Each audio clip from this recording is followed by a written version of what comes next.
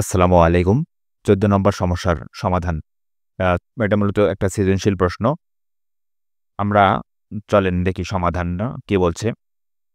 এখানে সৃজনশীল প্রশ্নটাতে বলা আছে যে, আয়তাকার একটি ফুলের বাগানের দৈর্ঘ্য ১৫০ মিটার এবং প্রস্থ ১০০ মিটার। বাগানটিকে পরিচর্যা করার জন্য ঠিক মাঝ দিয়ে ৩ মিটার চওড়া প্রস্থ ও দৈর্ঘ্য বরাবর রাস্তা আছে।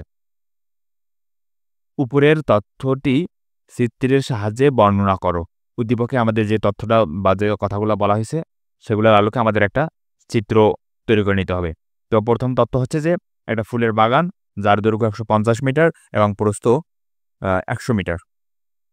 তো এরকম একটা ফুলের বাগান আমরা ধরে নিলাম। এটার দৈর্ঘ্যটা হচ্ছে ১৫০ আর প্রস্থ হচ্ছে ১০০। এটা, হ্যাঁ? তারপরে কি বলছে? বলতেছে যে, বাগানটিকে পরিচর্যা করার জন্য ঠিক মাঝ দিয়ে ৩ মিটার চওড়া দৈর্ঘ্য ও প্রস্থ বরাবর রাস্তা আছে। অর্থাৎ এই সম্পূর্ণ বাগানটাকে পরিচর্যা করার জন্য এই যে দৈর্ঘ্য বরাবর এদিক দিয়ে ৩ মিটার রাস্তা, আ আর মানে রাস্তা বলতে এখানে চওড়াটা, রাস্তাটা হচ্ছে প্রস্থটা হচ্ছে ৩ মিটার। এখান থেকে এই এতটুকু দূরত্ব হচ্ছে ৩ মিটার। এই পুরা বাগান বরাবর আছে। আর এদিকে যে রাস্তাটা আছে এটারও হচ্ছে প্রস্থ হচ্ছে ৩ মিটার। অর্থাৎ এখান থেকে এই যে প্রস্থটা এদিকে হচ্ছে ৩ মিটার। এটাকে বলা হচ্ছে চওড়া, হ্যাঁ? আমরা যদি প্র্যাকটিক্যালি দেখি যে এই অবস্থা। এটা একটা বাগান। এই যে বাগানের মাঝ দৈর্ঘ্য বরাবর একটা রাস্তা, প্রস্থ বরাবর একটা রাস্তা। তো এই এতটুকু হচ্ছে ৩ মিটার আর এতটুকু হচ্ছে ৩ মিটার, হ্যাঁ? এই হচ্ছে রাস্তাটার অবস্থা। ঠিক আছে? ওকে। তো আমরা চিত্র তৈরি করলাম। এটা হচ্ছে আমাদের জ্যামিতিক চিত্র। ওকে? তো ক নম্বর প্রশ্ন আমাদের এটাই ছিল যে, তথ্যেরটির আলোকে আমাদের একটা জ্যামিতিক চিত্রের সাহায্যে সংক্ষিপ্ত বর্ণনা দাও। তো বর্ণনা হচ্ছে এটাই আমাদের যে, আয়তাকার বাগানটির দৈর্ঘ্য ১৫০ মিটার, প্রস্থ ১০০ মিটার। বাগানের মাঝ বরাবর দৈর্ঘ্য ও প্রস্থে ২ টি রাস্তা আছে, যাদের প্রস্থতা ৩ মিটার। রাস্তা ২ টির পরস্পর লম্বভাবে অবস্থিত। এই হচ্ছে বর্ণনা। আমরা যদি দেখি একটু সম্পূর্ণটা, এই যে, এই হচ্ছে আমাদের রাস্তার অবস্থা বা চিত্রের অবস্থা। ওকে? আর এটা হচ্ছে আমাদের বাস্তব চিত্র বাগানের একটা। তো চলেন আমরা এখন পরবর্তী অংশে যাই। এরপরে খ নম্বরে আমাদের বলতেছে যে, রাস্তার ক্ষেত্রফল নির্ণয় করো। অর্থাৎ এই যে রাস্তাটা যে ২ দিক দিয়ে গেল দৈর্ঘ্য বরাবর এবং প্রস্থ বরাবর। তাই এই রাস্তাটা কি পরিমাণ জায়গা দখল করলো এই বাগানটার মধ্যে? হুম? এই রাস্তাটা এই মানটা আমাদের বের করতে হবে, অর্থাৎ ক্ষেত্রফল বের করতে হবে। বাগানটার কতটুকু জায়গা রাস্তাটা খেয়ে ফেললো। ওকে, চলেন আমরা সমাধানে যাই। বাগানের দৈর্ঘ্য বরাবর রাস্তার ক্ষেত্রফল ১৫০ গুণন ৩ বর্গমিটার। তাহলে হচ্ছে ৪৫০ বর্গমিটার। তো এই ব্যাখ্যাটা কি আসলে? এখানে দেখেন, আমাদের দৈর্ঘ্য বরাবর আমরা রাস্তার ক্ষেত্রফল পরিমাপ করতেছি, তাই না? তো এখানে বাগানটার দৈর্ঘ্য কত বলেন তো? ১৫০। তো বাগানের দৈর্ঘ্য যদি আমাদের ১৫০ হয়, তাহলে এই যে দৈর্ঘ্য বরাবর যে রাস্তাটা, এই রাস্তাটার দৈর্ঘ্য অবশ্যই ১৫০ মিটার হবে, তাই না? তো এইজন্য আচ্ছা, এখানে একটা সমস্যা হয়েছে যে লেখা যাচ্ছে না। আমরা আমাদের কাছে দৈর্ঘ্যটা হইলো, রাস্তার দৈর্ঘ্যটা হইলো ১৫০ ঠিকই, হ্যাঁ? আর রাস্তাটার চওড়া কত? রাস্তাটার চওড়া হচ্ছে ৩। তার মানে রাস্তাটা হচ্ছে, প্রস্থটা হচ্ছে কত? ৩। তো আমাদের কাছে তথ্য আছে বাগানের দৈর্ঘ্য। তো বাগানের দৈর্ঘ্য যেহেতু দৈর্ঘ্য বরাবর রাস্তা আছে, তাহলে রাস্তার দৈর্ঘ্য ১৫০, বাগানের দৈর্ঘ্য ১৫০। আর যেহেতু রাস্তার ক্ষেত্র প্রস্থ চওড়ার কথা বলা আছে ৩, তার মানে চওড়া মানে এখানে প্রস্থকে বোঝাচ্ছে, তার মানে রাস্তাটা চওড়া আছে বা প্রস্থটা আছে ৩। তার মানে আমাদের কাছে তথ্য আছে বাগানের দৈর্ঘ্য হচ্ছে ১৫০, বাগানের প্রস্থ আছে ৩। তাহলে ১৫০ আর ৩ গুণ করলে হচ্ছে কত? ৪৫০। এটাই হচ্ছে আমাদের দৈর্ঘ্য বরাবর রাস্তার ক্ষেত্রফল। ঠিক আছে? ওকে।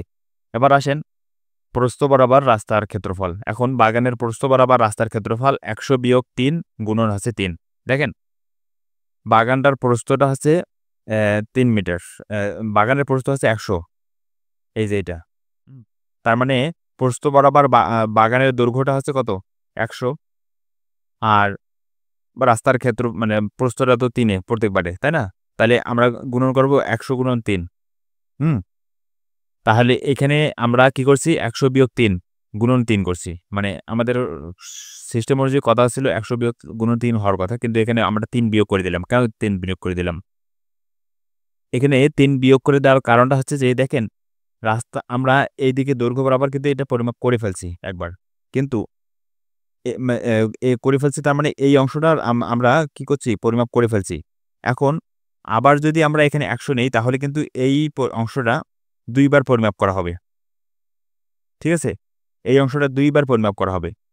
উম যেটা আমরা ইতিমধ্যেই পরিমাপ করে ফেলছি। তো এই অংশটুকু বাদ দেওয়ার জন্য আমরা এখানে কি করছি? ১০০ থেকে ৩ বিয়োগ করছি, তার সাথে ৩ গুণ করে দিছি। ঠিক আছে?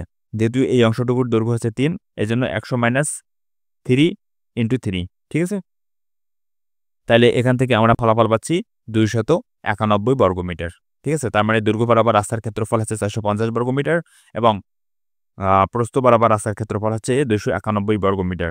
তা ২ টা যদি আমরা যোগ করি তাহলে অতএব রাস্তাদ্বয়ের ক্ষেত্রফল সমান ৪৫০ যোগ ২৯১ বর্গমিটার। তাহলে ২ টা যোগ করলে হচ্ছে ৭৪১ বর্গমিটার। হ্যাঁ? এটাই হচ্ছে আমাদের সেই কাঙ্ক্ষিত সমাধান। আশা করছি বোঝা গেছে। এবার আমরা দেখি গ নাম্বার বলতেছে রাস্তাটি পাকা করতে ২৫ সেন্টিমিটার দৈর্ঘ্য এবং ১২.৫ সেন্টিমিটার প্রস্থ বিশিষ্ট কয়টি ইটের প্রয়োজন? এই যে রাস্তাটা যদি আমরা পাকা করতে চাই তাহলে কি পরিমাণ ইটের দরকার হবে? তো চলেন আমরা খ থেকে পাইলাম রাস্তার ক্ষেত্রফল হচ্ছে ৭৪১ বর্গমিটার। ঠিক আছে? দেওয়া আছে ইটের দৈর্ঘ্য ২৫ সেন্টিমিটার। যেহেতু আমরা ক্ষেত্রফলটা বর্গমিটারে বের করলাম, তার মানে এই সেন্টিমিটারটাকেও আমাদের এখন মিটারে কনভার্ট করতে হবে। ঠিক আছে? তাহলে ইটের দৈর্ঘ্য দেওয়া আছে ২৫ সেন্টিমিটার। ২৫ সেন্টিমিটারকে যদি আমরা মিটারে কনভার্ট করি তাহলে ১০০ সেন্টিমিটারে হচ্ছে আমাদের ১ মিটার। তাহলে আমাদের ২৫ সেন্টিমিটার সমান কত? এই ২৫ কে যদি আমরা এই ১০০ দ্বারা ভাগ করি, হুম? তাহলে যেটা পাবো সেটাই হচ্ছে আমাদের মিটার। তাহলে ২৫ কে ১০০ দ্বারা ভাগ করলে ০.২৫ মিটার। ঠিক আছে? অনুরূপভাবে প্রস্থ আছে ১২.৫ সেন্টিমিটার। এটাকে যদি আমরা ১০০ দ্বারা ভাগ করি তাহলে হচ্ছে ০.১২৫ মিটার হচ্ছে। তাহলে ইটের দৈর্ঘ্য পাইলাম আমরা, প্রস্থ পাইলাম। তাহলে ইটের ক্ষেত্রফল দৈর্ঘ্য গুণন প্রস্থ। তাহলে এখান থেকে আমরা পাচ্ছি ০.03125 বর্গমিটার। এটা হচ্ছে ইটের ক্ষেত্রফল। এবার আসেন আমাদের রাস্তাটি পাকা করতে কি পরিমাণ ইটের প্রয়োজন? তাহলে এত বর্গমিটার রাস্তা পাকা করতে ইটের প্রয়োজন। আমাদের ইটের ক্ষেত্রফল আছে ০ এই মানটা, হ্যাঁ? আর রাস্তার ক্ষেত্রফল আছে ৭৪১। তাহলে ৭৪১ কে যদি আমরা এই মানটা দিয়ে ভাগ করি, ৭৪১ কে যদি আমরা এই মানটা দিয়ে ভাগ করি তাহলে যে ফলাফলটা পাবো সেটা হচ্ছে ২৩,৭১২টি। তার মানে রাস্তাটি পাকা করতে আমাদের ইটের দরকার ২৩,৭১২টি। ঠিক আছে? এটাই হচ্ছে আমাদের গ নম্বর সমস্যার সমাধান। তো আমরা যদি এক নজরে দেখি এই হচ্ছে আমাদের ১৪ নম্বর সৃজনশীল প্রশ্নটির সমাধান।